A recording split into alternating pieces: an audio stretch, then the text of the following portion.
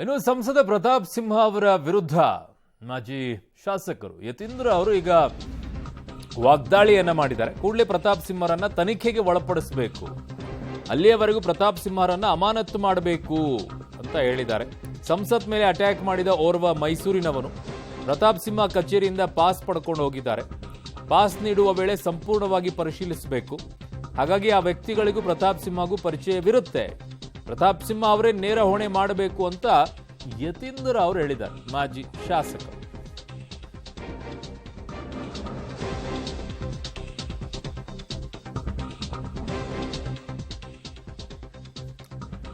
Doctor Yathindra ಅವರು ಮಾಜಿ ಶಾಸಕರು ಅವರು ಹೇಳ್ತಾ ಇರುವಂಥದ್ದು ಸಂಪೂರ್ಣವಾಗಿ ನೇರ ಹೊಣೆ ಯತೀಂದ್ರ ಅವರು ಹೇಳ್ತಾ ಇರೋದು ಪ್ರತಾಪ್ ಸಿಂಹ ಅವರನ್ನೇ ಮಾಡಬೇಕು.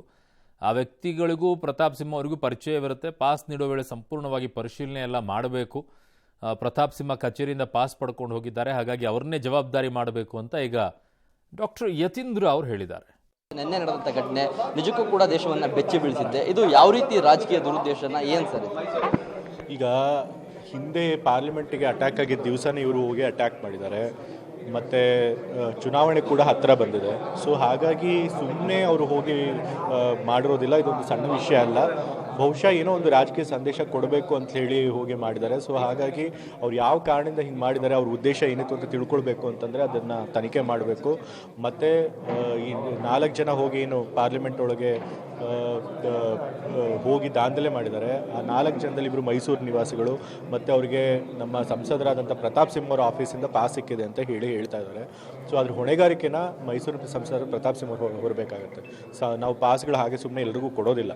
ನಮಗೆ ಪರಿಚಯ ಇದ್ದವರು, ನಮ್ಮ ಕಾರ್ಯಕರ್ತರು ಅಥವಾ ನಮ್ಮ ಲೀಡರ್ ಶಿಫಾರಸು ಮಾಡಿದರೆ ಮಾತ್ರ ಆ ರೀತಿ ಕೊಡುವಂಥದ್ದು. ಇವರು ಸುಮ್ಮನೆ ಎಲ್ರಿಗೂ ನಾವು ಹಾಗೆ ಕೊಟ್ಬಿಡ್ತೀವಿ ಅಂತ ಹೇಳಿ ನುಣುಚ್ಕೊಳ್ಳೋಕ್ಕಾಗೋದಿಲ್ಲ. ಅವರು ಸುಳ್ಳು ಹೇಳ್ತಾ ಇದ್ದಾರೆ. ಪರಿಚಯ ಇರೋರಿಗೆ ಪಾಸ್ ಕೊಡುವಂಥದ್ದು. ಮತ್ತು ಇಬ್ಬರು ಏನಿದ್ದಾರೆ, ಮನೋರಂಜನ್ ಮತ್ತು ಆ ಸಾಗರ್ ಶರ್ಮಾ ಅನ್ನೋರು, ಅವರಿಬ್ಬರು ಮೈಸೂರು ಸಂಸದರಂತ ಪ್ರತಾಪ್ ಸಿಂಹ ಅವರಿಗೆ ದೀರ್ಘಕಾಲದಿಂದ ಪರಿಚಯ ಇರೋರು ಅಂತ ಕೂಡ ಎಲ್ಲರೂ ಹೇಳ್ತಾರೆ. ರಾಜಕೀಯ ದುರುದ್ದೇಶ.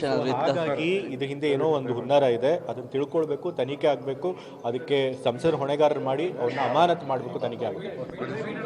ಇದಿಷ್ಟು ಕೂಡ ಮಾಜಿ ಶಾಸಕ ಯತೀಂದ್ರ ಸಿದ್ದರಾಮಯ್ಯನವರ ಮತ್ತು ಪ್ರತಾಪ್ ಸಿಂಹ ಅವರನ್ನ ಅಮಾನತಿನಲ್ಲಿ ಇಟ್ಟು ಇದನ್ನು ತನಿಖೆ ಮಾಡಬೇಕು. ಇಂಥ ಒಂದು ಘಟನೆ ದೇಶವನ್ನು ಬೆಚ್ಚಿ ಬೀಳಿಸಿದೆ. ಹಾಗಾಗಿ ಇದ್ರ ಬಗ್ಗೆ ಸೂಕ್ತ ತನಿಖೆ ಆಗಬೇಕು ಅನ್ನೋದು ಕೂಡ ಮಾಜಿ ಶಾಸಕರಾದಂಥ ಯತೀಂದ್ರ ಸಿದ್ದರಾಮಯ್ಯನವರ ಮಾತು. ಕ್ಯಾಮರಾ ಪರ್ಸನ್ ನಿತಿನ್ ಜೊತೆ ವಿನಯ್ ಬಸಪ್ಪ, ಪಬ್ಲಿಕ್ ಟಿವಿ, ಮೈಸೂರು.